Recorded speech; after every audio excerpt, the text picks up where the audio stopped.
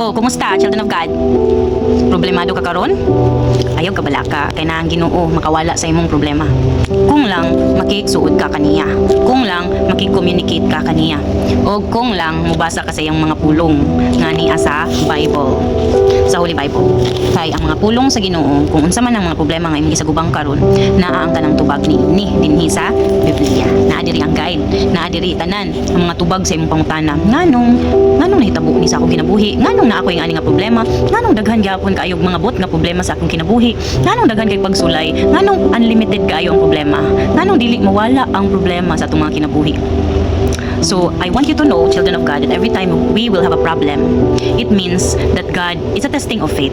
God tested our faith. God is testing our faith. How faithful we are to our God, to our Lord Jesus Christ. Nga, maskin unsa pa man nga moabot nga uno sa imong kinabuhi, mapasalamaton pa ba kita sa Ginoo?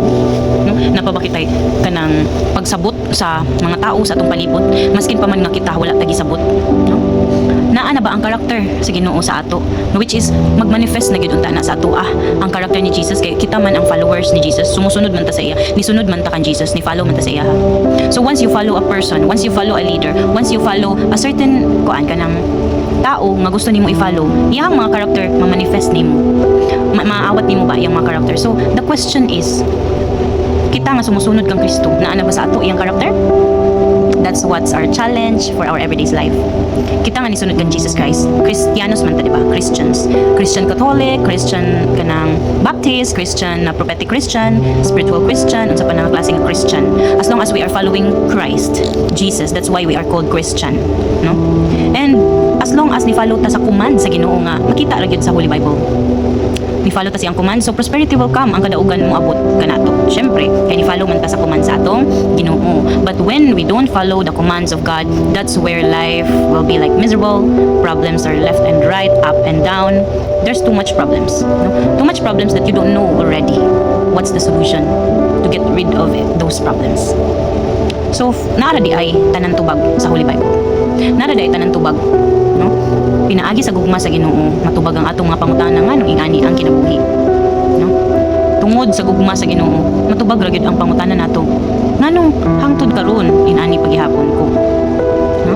I hope and I pray, children of God, na dili ka mo mabalaka, dili ka mo magkaguol, dili ka mo maghunahuna o wrong nga emosyon, dili ka mo entertain sa mga wrong nga hunahuna nga makadala ka nato sa kaguol, no? Kaguol ka kanang ka-sadness ba kanang dili malipayon, no? Kanang kahadlok pa gyud, kapulba, kasuko, kanang may nana nga mga feelings. We should control our emotions nga dili masamot ang atong gibati nga di maayo. But instead, offer it to God and pray to the Lord nga kaya natong sagubangon tanan mga challenges sa kinabuhi. Kay tungod ana ang mga challenges, diha ta mo grow, diha ta maging close sa Ginoo, diha ta niya i-test kung ang atong pagtuo sa iya unsa na bagyod ka kanang isog, kalalom o kabagtik. Kay the more kanang strong na gid kay ang atong pagtuo sa Ginoo, dili na ta madugdaog pa og mailad sa kaaway, no? Kay since we were born with the enemy tried to deceive us, we are growing up in kanang sad to say, we grown up in deception. Kay mao man gid na ang purpose sa kaaway sa Ginoo. So let's not kanang let it happen nga maguba kita sa kaaway.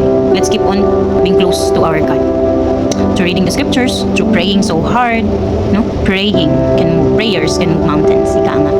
That's the reality. Once we pray, it means you make a connection with our God, no? Through Jesus Christ, we're calling the presence and the power and the glory of the Heavenly Father through His begotten Son, Jesus Christ, our Lord and Savior, with the Holy Spirit, of course. So let's receive Jesus today as our protector, our everything. You can repeat after me. Hesus Kristo, pasaylo kami sa among mga kasalanan, kami nakasala sa hunang-huna sa pulong o sa buhat. Gidawat ka na mo, Jesus, na among personal nga manluluwas o among Ginoo. We love you, Jesus, and thank you. So thank you, children of God, for receiving Jesus Christ with me. Now let's have our Bible verse today.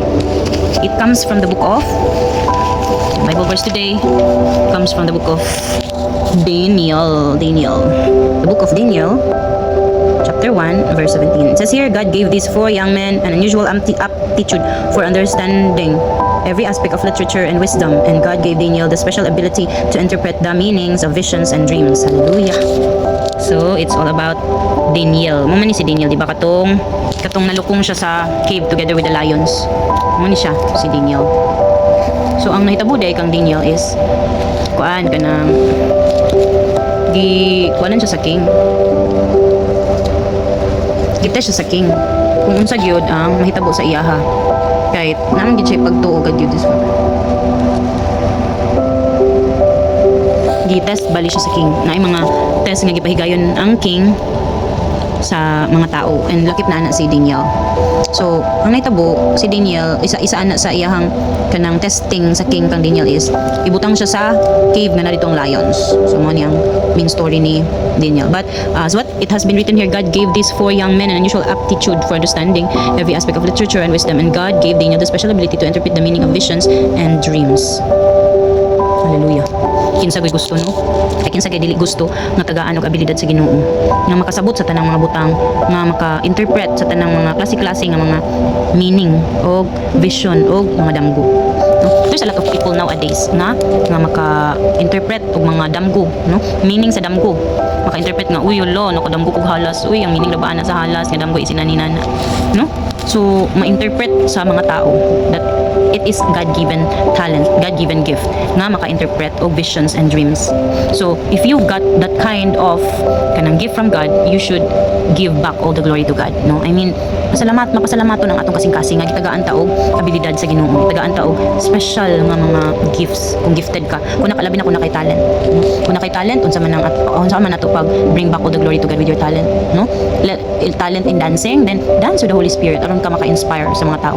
Talent of singing, then sing songs of God, praises and worship and thanksgiving too, aron ta maka kanang inspire sa kadaghanan, labi na madunggan ang imuhang nindot nga tingog. And of course dili natoy kalimtan og balik sa dungog ug himaya sa Ginoo, nga kani nga akong tingog karon, kani nga akong movement karon through dancing, kani nga akong kamot karon nga maayo mo draw, kani nga akong vision karon, akong interpretation karon nga maayo kay ma-interpret og vision and dreams, kini gikan ni tanan sa Ginoo, walay ako ani. We should be humble like that because everything that we have comes from God, and we should return it all to the glory of God, no? Kay aron siya kanunay gihapon og kanang hatag sa ato og grasya kay kita mapasalamaton.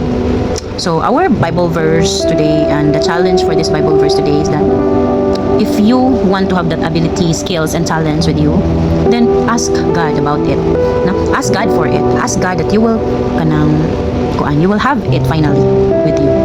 Don't forget to thank God once you tried and you observed to yourself that you have already this kind of ability. Because wala ta kabalo nga ang ubang tao nagawish nga, uy ako unta na siya kay nindot kaayong sayaw, ako unta na siya So lots of people wanted to have that kind of ability you got now. So every time we feel we have the sense of kanang abilidad nga nasa tuwa, we have the sense of talent, skills, then we should do something for the glory of God.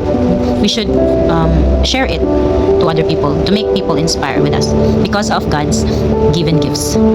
So I think that's all for today, and shalom. Be blessed.